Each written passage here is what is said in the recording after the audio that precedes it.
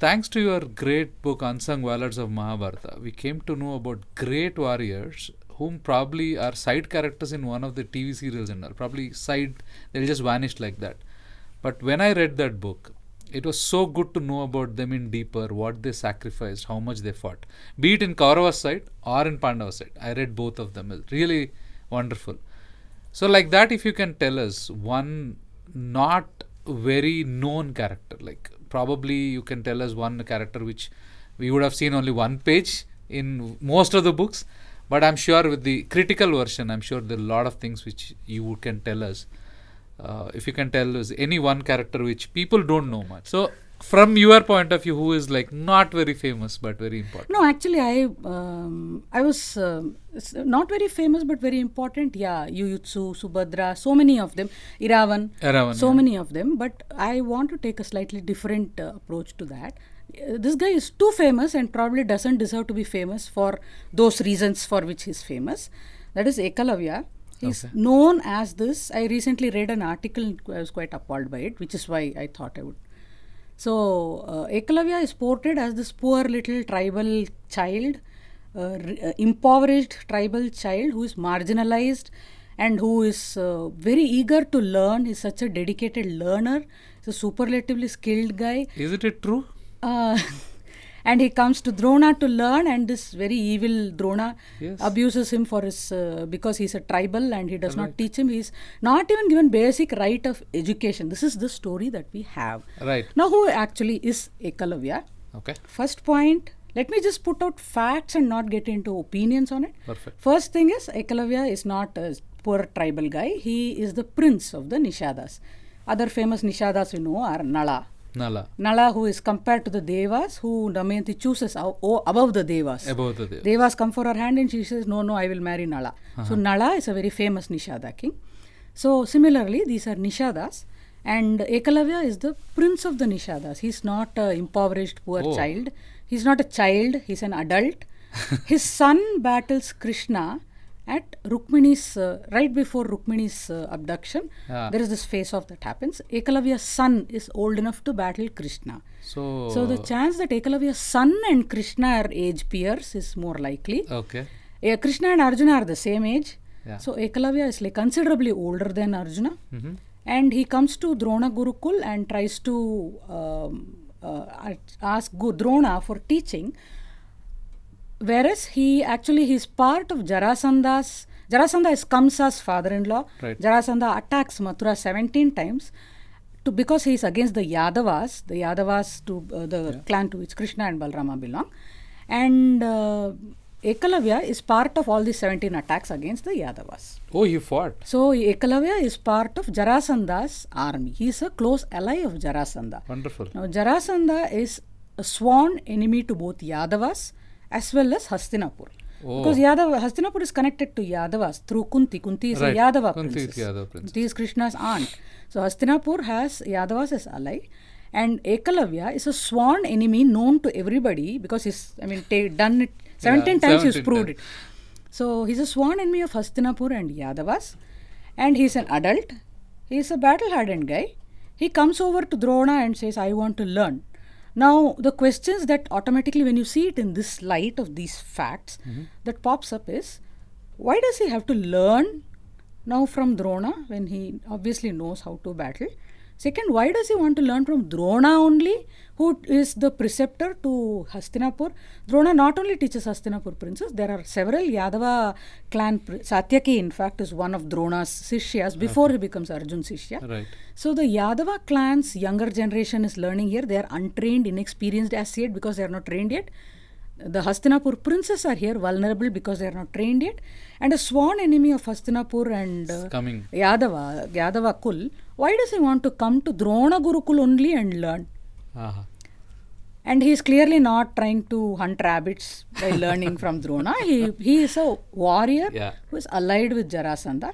In fact, Ekalavya dies at the hands of Krishna later on. When he attacks Krishna yet again, Krishna kills him with his bare hands. That's how Ekalavya dies.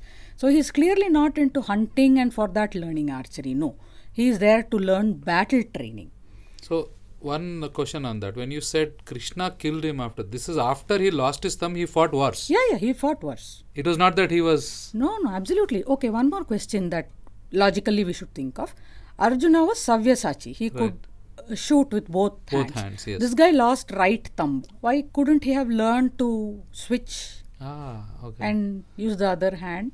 Okay. Now, logical questions that come up when you change the context and use facts. Perfect. Ekalavya was not a child. He was a battle-hardened warrior. He was a sworn enemy of Hastinapur and Yadava clan. And Drona knew him beforehand. There's a good likelihood because the place where Ekalavya hails from, near the Raivataka mountains, that is where Drona lives for quite a long time before he comes to Hastinapur. Okay. So there's a good possibility that Drona knows Ekalavya. He has seen him. He has known what he has been doing.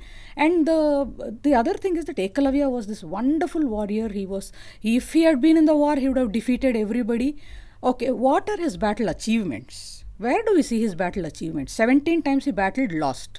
Along with Jarasandha. Next achievement we see, he's shooting at a dog that can't shoot back at him.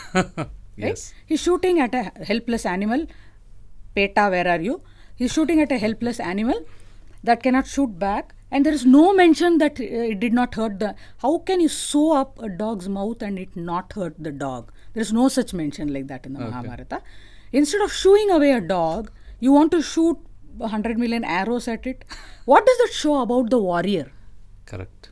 We just talked about compassion. Deepak just mentioned about Arjuna not killing Bhagadatta when he had the choice. He spoke about him saying that let's call off the war because the soldiers are dropping from exhaustion. And at that point of time on that day, the Kaurava warriors hail him and say, Arjuna is such a great warrior. He thought about us. He thought about the soldiers because Arjuna can fight without sleep for months on end. He doesn't need to sleep. He has conquered sleep. But the soldiers have not. He's seeing both soldiers on both sides dropping dead with exhaustion. Perfect. And he calls off the war. He says, let's rest. Soldiers are not able to go on. And we see this guy shooting arrows at a helpless animal. For what? Because the dog is barking at him. I mean, put things in context. Put things, understand the priorities, the intensity of things. And then we arrive at a whole different story about the Ekalavya that we are told he is, and the Ekalavya that he actually was as per text. And for people who want to read further, Ekalavya's story comes in the Harivamsha mainly. Ekalavya's backstory comes in the Harivamsha.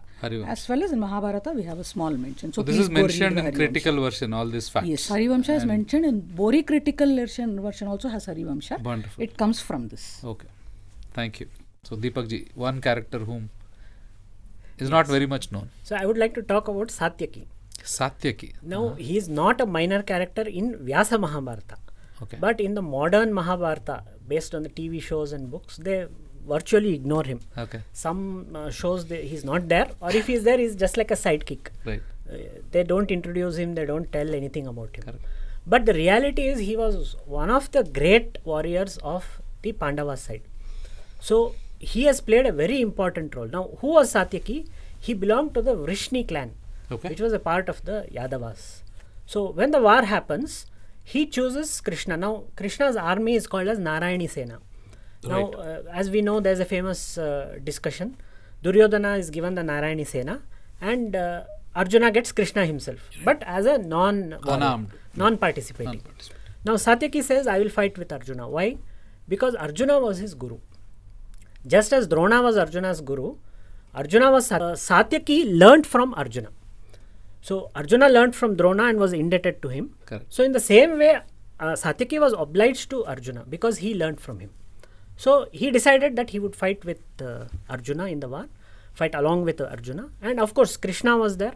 So being the Dwarkesh, so he had a lot of reverence for Krishna. And Satyaki played a very important role in the war. There are many instances which are not highlighted in TV shows and other books.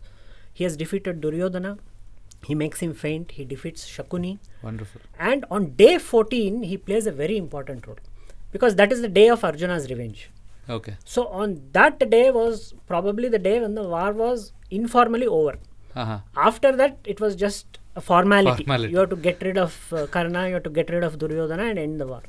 But day 14 was when Arjuna literally massacred the Kauravas. Correct. And two people who helped him was Bhima and Satyaki. Wonderful. Now, Satyaki is put to protect Yudhishthira because they know that Duryodhana has his eyes on Yudhishthira, just as Bhartiji was telling. So, they may try to capture him. But then Arjuna goes into the Chakra Vyuha, the various Vyuhas, the Padma Vyuha, Shakata Vyuha and Suchimukha Vyuha. 3 Vyuhas are arranged by Drona to protect Jayadratha. Arjuna goes in and Yudhishthira is worried what is happening inside. Okay. So he tells Satyaki, go and see. So Satyaki goes in and he is easily able to break through the Vyuhas which has been put. Oh. So he goes in and he fights alongside Arjuna, and there is a very famous battle with Bhurishravas, who is one of the top warrior, and that leads to Bhurishravas' death. Of course, that is a very big story by itself. Right. But he plays a very important role on day 14. Okay. And later on during the war, he kills Bhurishravas' father, who was Somadatta. Okay. So Satyaki plays such an important role that he is the only non-Pandava to be saved. Oh. So on day 18, the war is over. Everyone goes to celebrate. Yeah. But at night, Ashwatthama comes Kills and he him. massacres everyone. Everybody. Yeah. Nobody is spared. Right. Except few people who all were there. Yuyutsu had left to meet his wife, to meet his family, who were in Hastinapura. Okay. So he is saved. He's saved. And the 5 Pandavas and Satyaki are saved by Krishna. Krishna comes to them and takes them with them. Because Krishna knows what is going to happen. Right.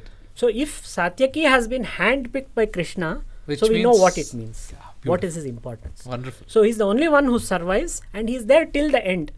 And in fact, he has a role to play during the destruction of the Yadavas. Correct. So he has a fight with Kritavarma, who led the Narayani Sena on behalf of Krishna's army. So they have a fight. So they say that you killed Bhurishravas by unfair means and all that. And the fight becomes very bad. And Kritavarma is killed. Okay. So then they beat up Satyaki, and in fact they even beat up Pradyumna, Krishna's son. Okay. So just imagine, in front of Krishna, they use the vessels that they used to drink. Actually, there is a wild drinking party. They go to Prabhasa Kshetra actually for Party. no, not for party, to observe pieties. Okay. Okay, so that to pray, so that let us not have destruction. But it becomes a drinking party. They use those vessels and beat up Satyaki and Pradyumna and kill in front of Krishna. He does not do anything because he knows it's time to go. Right? So Satyaki is there till the end and he plays a very important role, but unfortunately in our modern narratives, yeah. So hopefully we'll have a book on him, and maybe even he may be featured in some show. Thanks. It's a blessing for me to hear from you in this. For example, this particular 20 minutes of Satyaki, I'm sure people will research more about him if he wants. So and they should first of all find out that he defeated Karna also. Yeah, that's that is important. So we've got one who is not very known and one who is known in a different way. Dharma speaks.